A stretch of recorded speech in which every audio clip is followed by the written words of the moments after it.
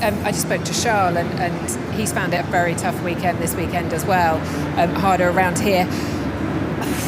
What can you explain to fans how it could change? What can be done? Are you dealing with this car for a long time now? I mean, does the team have any idea of direction? I mean, we'll keep trying. We're 6 races in, but we're struggling big time. You know, we're trying our hardest not to make big setup changes.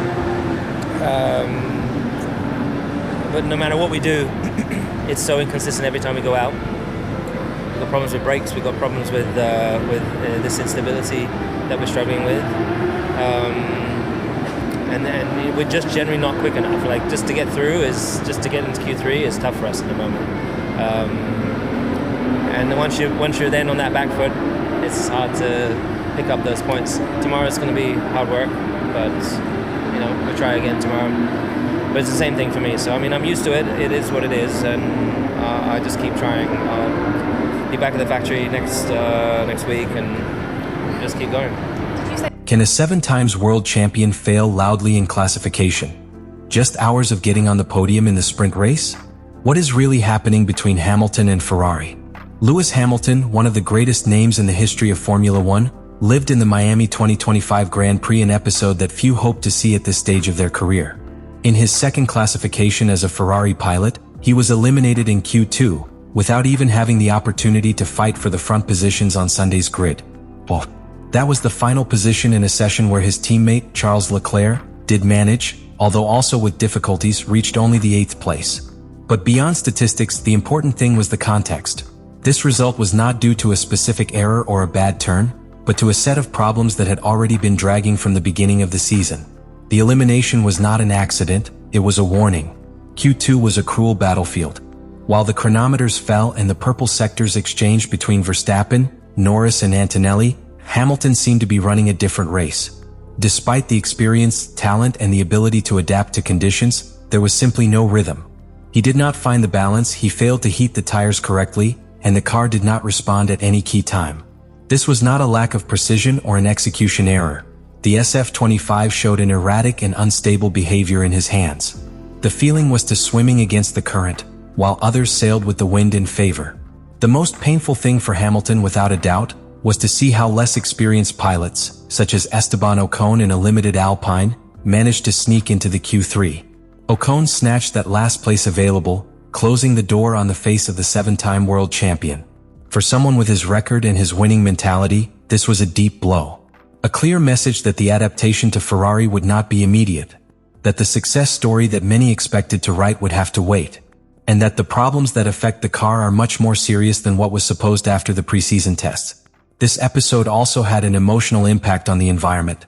In the paddock, the atmosphere changed. The silence in the Ferrari box at the end of the session said everything. There was disappointment, yes, there was also confusion. No one seemed to understand why the car did not pay consistently between sessions, or how a pilot such as Hamilton had not been able to extract more performance. And when frustration is combined with technical uncertainty, what is generated is distrust. Within the team, uncomfortable questions begin to emerge. Is it a problem of tuning? Aerodynamic philosophy? Communication between pilot and engineers? The lack of clear responses only adds more pressure on the shoulders of the British. The image of Hamilton getting out of the car, removing the helmet in silence with the lost look, summarized in seconds everything that was happening. There were no fuss or complaints in the air. Only a silent acceptance of a reality that has become more complex than anyone in Maranello imagined. The classification in Miami was not simply a bad day. It was a turning point. A sign that the path to success in Ferrari will be longer, more tortuous, and will require more than talent. It will need reconstruction, mutual trust, and above all, time. Much more than Hamilton thought. Hours before Saturday's classification, Lewis Hamilton seemed to have found a break in the middle of chaos. In the sprint race of the Miami Grand Prix, the British managed to get on the podium, ending in 3rd position behind the 2 McLaren. At first glance, the results seemed to indicate a recovery, a sign that the work in Maranello began to bear fruit. But that successful image was just that, an image, a result made up for a series of timely strategic decisions and not by a consistent career rhythm. As he confessed, it was not a demonstration of pure speed. It was a matter of hitting the tires at the right time, in changing conditions that many did not know how to read with the same precision. The sprint race was altered by unexpected rain that forced the exit to postpone. The track began to dry slowly, and the teams were forced to make quick decisions. It was then that Ferrari executed a precise strategic maneuver: make Hamilton change tires at the right instant. That simple decision allowed him to win several positions in a very small margin. While other pilots suffered with rubber out of temperature or in the wrong choice, Hamilton was able to keep his car on the track with relative ease. But beyond the execution, that action showed an uncomfortable truth. Without an external condition that broke the natural order of the grille, the SF25 did not have the necessary speed to place it in that position due to absolute merit. The podium on the sprint, although celebrated at the time, acted as a veil that temporarily covered the real problems of the car.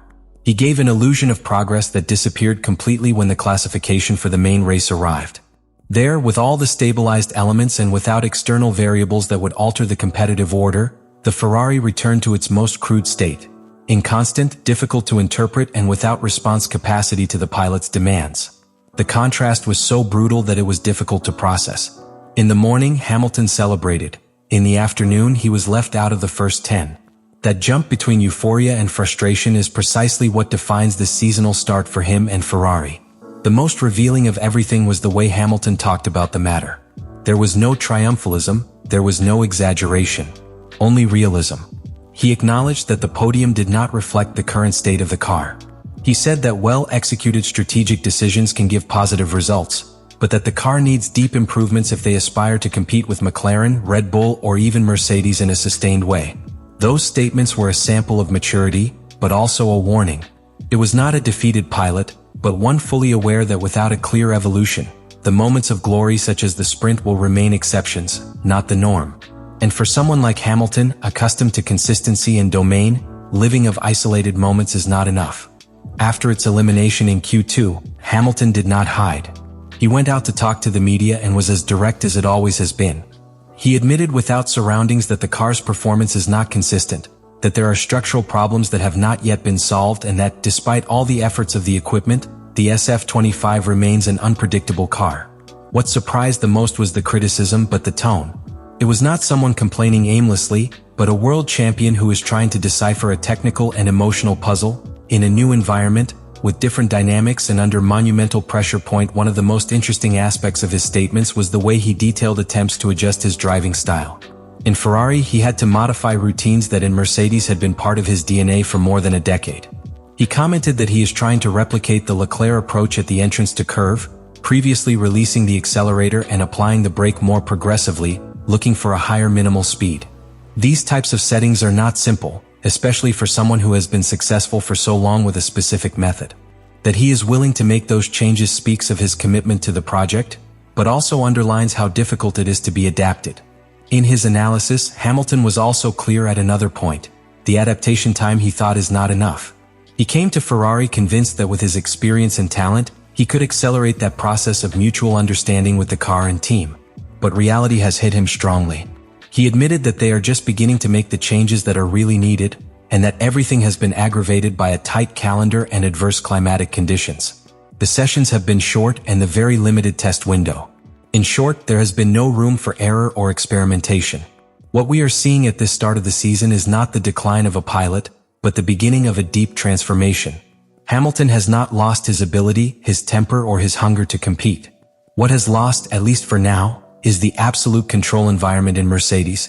In Ferrari, he is being challenged as never before, and that is generating an interesting tension between what he was, what he is, and what he wants to be again. Your verdict is clear. This will take longer than expected, but it is also a promise. Because if there is something that Hamilton has demonstrated throughout his career, it is that when everything seems to be against, it is precisely when he begins to build his greatest victories. The result in Miami has left more questions than answers, both for Hamilton and Ferrari. The elimination in Q2 was not an isolated accident, but a warning of the real state of the project. And while the podium on the sprint offered a flash of what could be, the classification revealed without filters the complexity of the challenge. Ferrari is trying to make a competitive leap, but for now the SF25 does not have the behavior or consistency that a pilot like Hamilton needs to fight for the first places. The talent is there, but the car and the context still do not accompany it.